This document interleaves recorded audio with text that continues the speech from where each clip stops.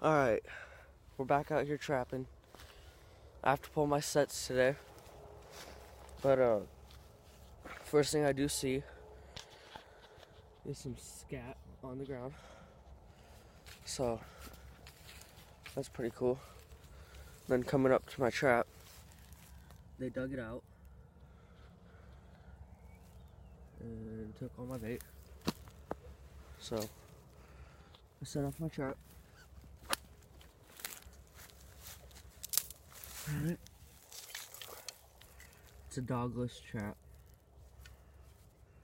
I'm not sure if you guys can see it that well, but that's that. I'm gonna walk over here to the other side.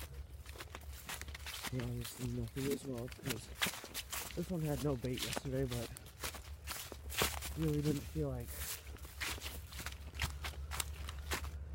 rebaiting it. Alright.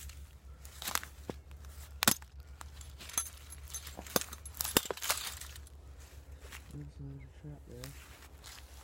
I'm gonna cut the video here.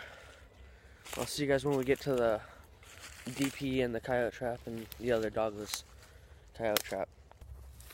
Alright, so we just got to the cove. And there's some raccoon tracks and stuff.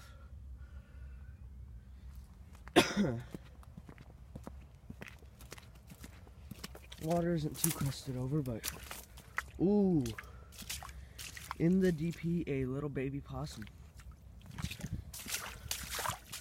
And then over in this coyote trap, we got nothing.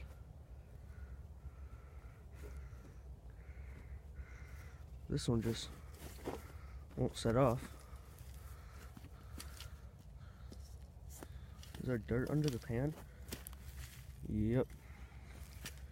So I'll set that one off.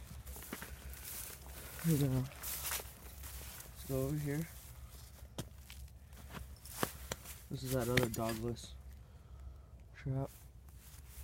But I'm thinking what I'm gonna do with this possum is, you know, there's farm animals up there, and he won't have much meat on, but he'll have meat, and that fur would be nice. So I think I'm gonna take him, and then I'll see you guys when I get done with this possum. Alright, so we got the possum back. The only reason I have a bag over its head right now is because the blood is draining from it. And the other reason I've been coughing a lot is because, one, it's cold out and there's freaking pollen everywhere, and I have asthma, so that don't help. But the possum is draining. You know, there's blood in the bag. The bucket below it, you guys probably aren't gonna be able to see it, but that's just kind of a gut bucket. But I want to give a trap a good name. I like to give traps good names. Now, this trap, it would not set off correctly. I had to sit there and stomp on it, and then it finally set off. This is a Bridger number 3, made in Taiwan. This is called a DP, or for the long name, dog-proof trap. So the reason why they call it dog-proof is because, unlike these traps, you know, animals can just step in them and it goes off and it could possibly break a bone. I'm gonna set this trap down. But, you know, animals step in this. If it's a dog and you're trapping on a farm, or a cat and you're trapping on a farm, that wouldn't be too good for the landowner, because you're set out to get coyotes, fox, raccoon, possum, and possibly beaver and muskrat if you're in the right area. Just potentially any animals that could harm your animals, like cows, horses, pigs, etc. Chickens.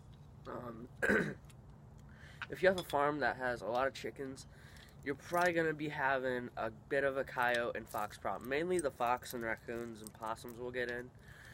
Every once in a while, you know, a coyote will get in. So for coyotes, these are the traps that I would use. This is just a dogless trap. The dog on a trap is basically this. It's the part that clicks into the pan, and then the spring builds tension. Okay, so it's like this. But the dogless trap don't have a dog. Just has a little notch, and it clicks into the spring or the jaw, or whatever you like to call it.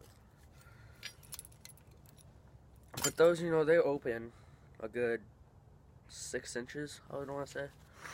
Especially that bridger. That bridger opens up quite a bit. But for the DP, you know, it's just a good all-around farm trap. You know, like you have a lot of cats and dogs and you don't want them to get hurt. Go out and buy either a live trap, like a cage trap, or a DP. Because what a DP is, they physically have to stick their arm in the hole and get your bait out. So this trap was made in, let's see if I can find where it was made in.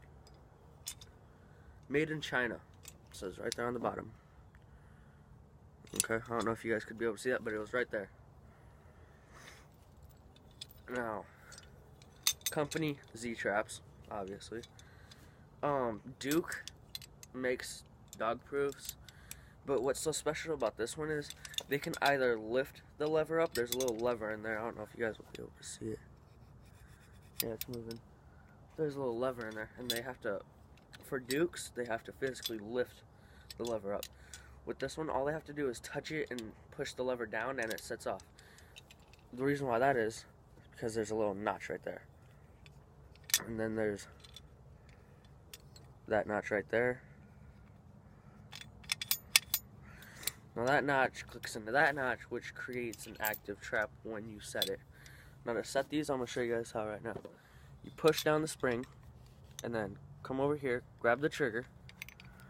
Okay, and now you're sitting there like this. Grab the little, if you have the kind that I have, grab the little spring, not spring. Oh, I'm forgetting what it's called. The little, I'm going to call it a trigger as well. And just kind of put it on that. So now you have a set DP. And then, like say you don't want it set, just kind of pull the main trigger away, this trigger, and then kind of let it go. And it sets off. Now, for footholds like the Bridgers and the Dukes, the ones that look like these, or round ones like these, or even you can get the long spring ones. I don't have any of those right now, they're inside.